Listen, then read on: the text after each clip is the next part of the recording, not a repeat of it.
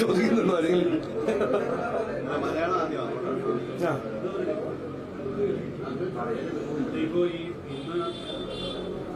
ശബരിമല അയ്യപ്പ സംഘവുമായി ബന്ധപ്പെട്ട് കൊടുത്ത ഹർജി സുപ്രീം കോടതി തള്ളിയിരിക്കുകയാണ്. അപ്പോൾ പരിപാടിയുമായി മുന്നോട്ട് പോകാനാണ് സർക്കാർ തീരുമാനിച്ചിരിക്കുന്നത്. മംഗളം കൊട്ടാരം പരിപാടിയിൽ പങ്കെടുക്കില്ല എന്ന് പറഞ്ഞു. അപ്പോൾ ഞാനെന്താ പറയുന്നത്?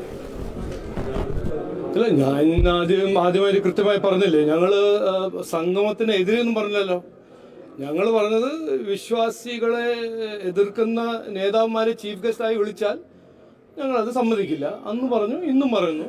അപ്പോൾ ഞാൻ മനസ്സിലാക്കുന്നത് നമ്മുടെ ബഹുമാനപ്പെട്ട മുഖ്യമന്ത്രിൻ്റെ ഏറ്റവും പ്രധാനപ്പെട്ട ഒരു സുഹൃത്തായ സ്റ്റാലിൻ വരുന്നില്ല എന്നാണ് ഞാൻ മനസ്സിലാക്കുന്നത്. അത് സന്തോഷം, അത്രേ ഉള്ളൂ. വേറെ എന്തായി പറയാണ്ട്. മറ്റു നോക്കൂ, ഞാൻ ഇതിനെക്കുറിച്ച് പറയാനുള്ളതെല്ലാം പറഞ്ഞു. ഇതൊരു നാടകമാണ്. ആദ്യത്തെ ദിവസം ഞാൻ പറഞ്ഞില്ലേ നാടകമാണെന്ന്. അത് ഇന്നും അതന്നെ പറയുന്നത്. ഇവർ 3 മാസം മുമ്പ്, ഇലക്ഷന് മുമ്പ് ഒരു ഡെസ്പറേറ്റ് ആയിട്ട് വിശ്വാസിയാണ് ആയിട്ട് ഒരു മാറാൻ നോക്കുന്നു. അത്രേ ഉള്ളൂ. ഒരു പൊളിറ്റിക്കൽ ഡ്രാമയാണ് അത്. ജനങ്ങൾ അതിനു വേണ്ടി കൃത്യമായൊരു ആൻസർ, മറുപടി കൊടുക്കും. അത് ഇലക്ഷൻ സമയത്ത് അവർ മനസ്സിലാക്കും. ഇങ്ങനെ വിഡ്ഢിയാക്കുന്ന രാഷ്ട്രീയത്തിൻ്റെ സമയം കഴിഞ്ഞു. ഇനി ജനങ്ങൾ മനസ്സിലാക്കിയിട്ടുണ്ട് ആരാണ് ശരിക്കും വിശ്വാസികൾക്ക് വേണ്ടി പ്രവർത്തിക്കുന്നത്, ആരാണ് ആത്മാർത്ഥമായ പ്രവർത്തിക്കുന്ന ഒരു പാർട്ടി, ആരാണ് ഈ ഗിമ്മിക്കും നാടകം ചെയ്ത് നടക്കുന്ന ഒരു പൊളിറ്റിക്കൽ പാർട്ടി. ഈ സംസ്ഥാനത്തിൽ ഏത് 2 പാർട്ടികളാണ് ഈ നാടകം ചെയ്യുന്ന പാർട്ടികൾ ജനങ്ങൾ മനസ്സിലാക്കും. ഇവിടെ സംസ്ഥാന ഓഫീസിൽ നിവേദനം സ്വീകരിക്കുകയും പരിപാടികളൊക്കെ നടത്തുകയാണ്. അതേ ഘട്ടത്തിലാണ് കേന്ദ്രമന്ത്രി സുരേഷ് ഗോപി നിവേദനം സ്വീകരിക്കാതെ മാറ്റിവെക്കുകയും ഇന്നും അതിന് സമാനമായ ഒരു സാഹചര്യം ഉണ്ടായി. സാധാരണക്കാര് നിവേദനം നൽകുമ്പോൾ അത് വാങ്ങാൻ പോലും തയ്യാറാകുന്നില്ല കേന്ദ്രമന്ത്രി. അല്ല, അത് സുരേഷ് ഗോപി അതിൻ്റെ നിങ്ങൾ അവരോട് ചോദിക്കണം, അതിൻ്റെ മറുപടി കൊടുക്കണം. പക്ഷേ നിവേദനവും പരാതി കൊടുക്കാൻ ഒരു സംവിധാനം പാർട്ടി സൃഷ്ടിച്ച് വെച്ചിട്ടുണ്ട്. തൃശ്ശൂർ ജില്ലയിലുമുണ്ട്, 30 ജില്ലയിലുമുണ്ട്.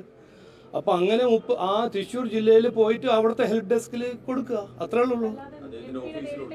അദ്ദേഹത്തിന്റെ ഓഫീസിലും ഉണ്ട്. എന്തോ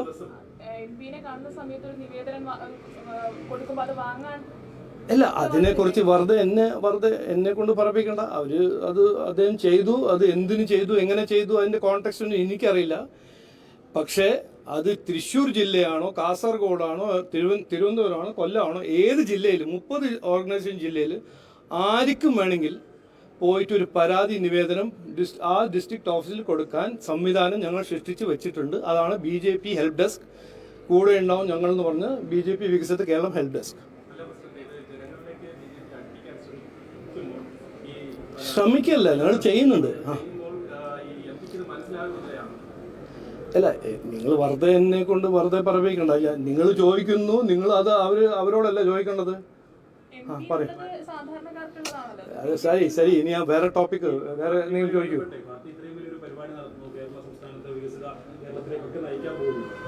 കേന്ദ്രമന്ത്രി സുരേഷ് ഗോപി അത് മറ്റൊരു റൂട്ടിലാണ് യാത്ര ചെയ്തുകൊണ്ടിരിക്കുന്നത്. പാർട്ടിയും സുരേഷ് ഗോപി ഞാന് ഒരു വേറെ റൂട്ടിൽ ആരും പോകുന്നില്ല. പാർട്ടീനെ അധികാരത്തിൽ കൊണ്ടുവരാനും ജനങ്ങളുടെ വിശ്വാസം നേടാനും ഞങ്ങൾ ഒറ്റക്കെട്ടായിട്ട് പ്രവർത്തിക്കുന്നുണ്ട്. ഇതിൽ ആർക്കും ഒരു സംശയം ഉണ്ടാകാൻ പാടില്ല. എന്ത് കോണ്ടെക്സ്റ്റിൽ സുരേഷ് ഗോപിജി എന്ത് പറഞ്ഞു അത് വേറൊരു ഇഷ്യൂ. പക്ഷേ ഇവിടെ പാർട്ടീൻ്റെ എല്ലാ പ്രവർത്തകരും ഈ ഹെൽപ്പ് ഡെസ്ക് വഴി എല്ലാവരോടൊപ്പം എല്ലാവർക്കും വേണ്ടി ഒരു വികസിത കേരളം സൃഷ്ടിക്കാൻ 100% പ്രവർത്തിക്കുന്നുണ്ട്, അധ്വാനിക്കുന്നുണ്ട്. ഇതിൽ CPM-നും സംശയം ഉണ്ടാകാൻ പാടില്ല, കോൺഗ്രസിനും സംശയം ഉണ്ടാകാൻ പാടില്ല, നിങ്ങൾ നമ്മുടെ മാധ്യമ സുഹൃത്തുക്കൾക്കും സംശയം ഉണ്ടാകാൻ പാടില്ല എന്നാണ് എൻ്റെ ഒരു അഭ്യർത്ഥന. ഓക്കെ, വളരെ